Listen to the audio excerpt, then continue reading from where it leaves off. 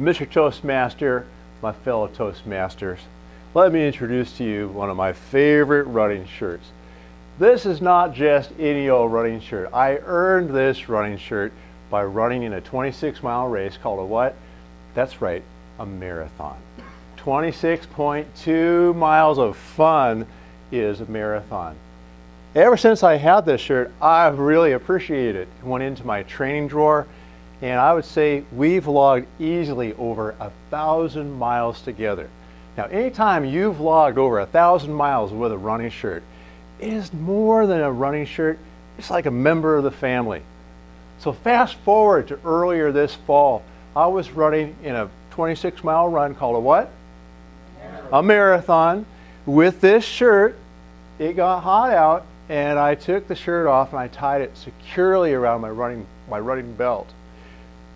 You can imagine the horror that I had as I crossed the finish line and I went to reach for my good old friend. It was missing.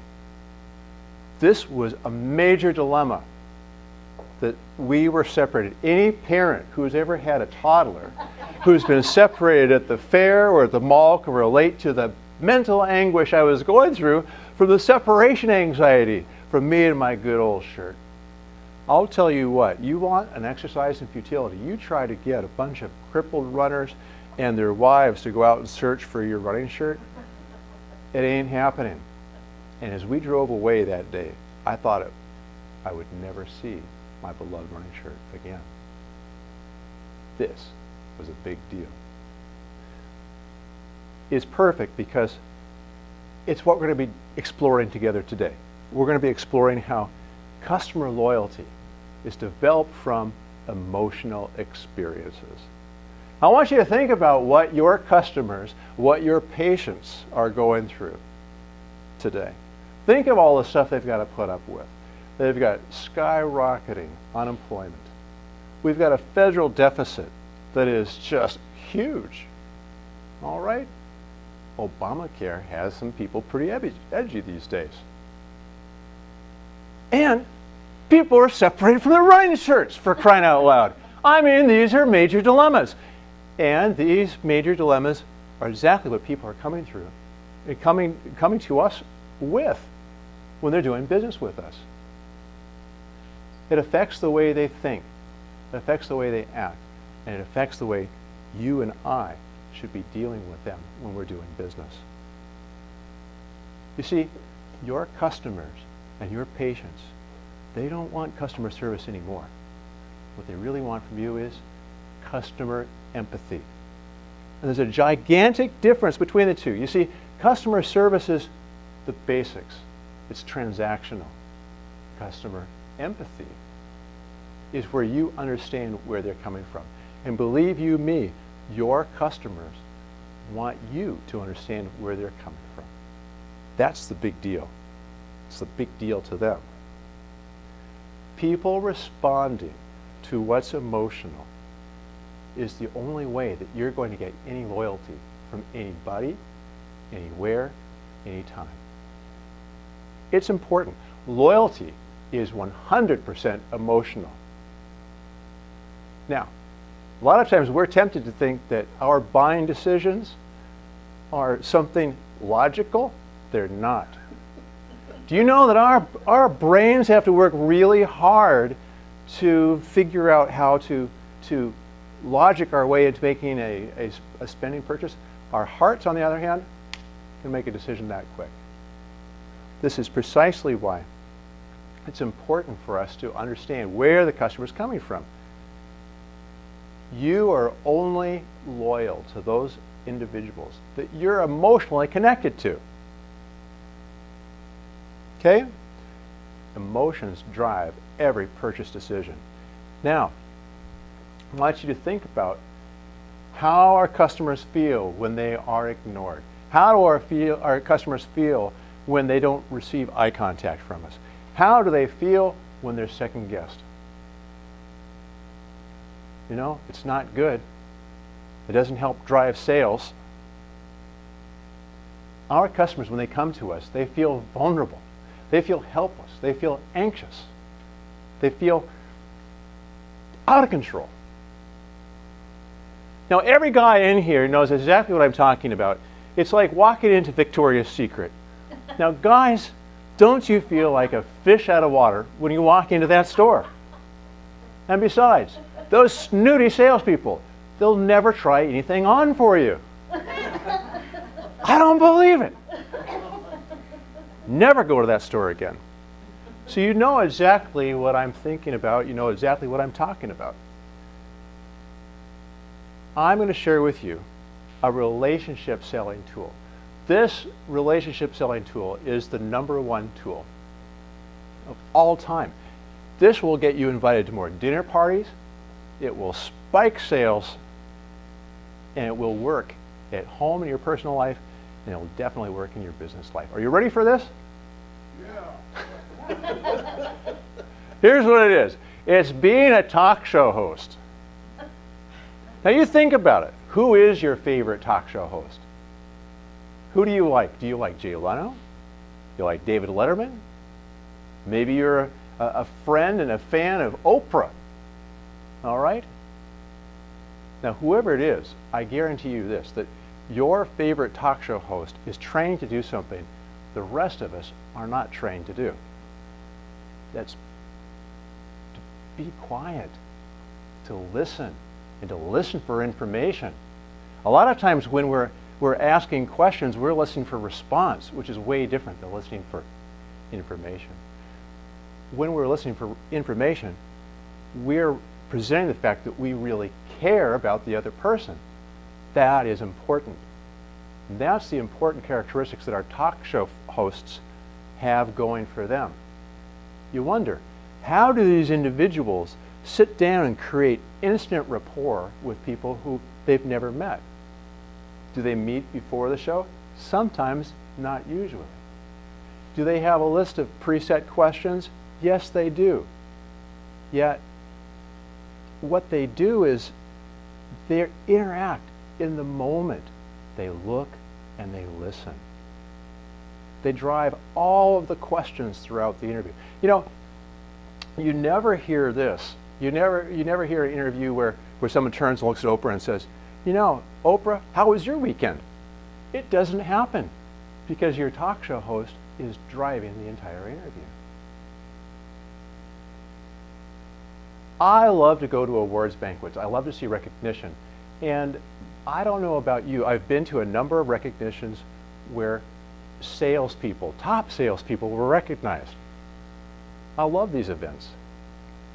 And the people who win these awards are amazing individuals. And they're not the type of people that you would expect them to be. They're not the 6'5", charismatic, light up the room kind of people. They're not necessarily gregarious. All right, this is my reenactment of how it usually looks for me. You know, it's usually a middle-aged person in pretty good shape, and they step up to the podium. And they say, wow, it honors me that you would give me this award. I would have never thought that I would have won this 5 years in a row like this. It really means a lot to me. I want to thank my team. Thank you very much. Applause, applause. And they step away. And you stop and you scratch your head and you think, these are the top salespeople? Come on. So frequently at these events, I'm backstage, and I want to find out what is it they have that I don't have. And so I start to, check in with them, say, how did your year go, and this kind of thing. And you know what happens? Invariably, every time within 20 seconds, they're asking me a bunch of questions. The interview's flipped, and they're asking me questions. And you know what happens when that happens? You start giving them information. You start thinking they care about you. You know what happens when that happens? You start to like them.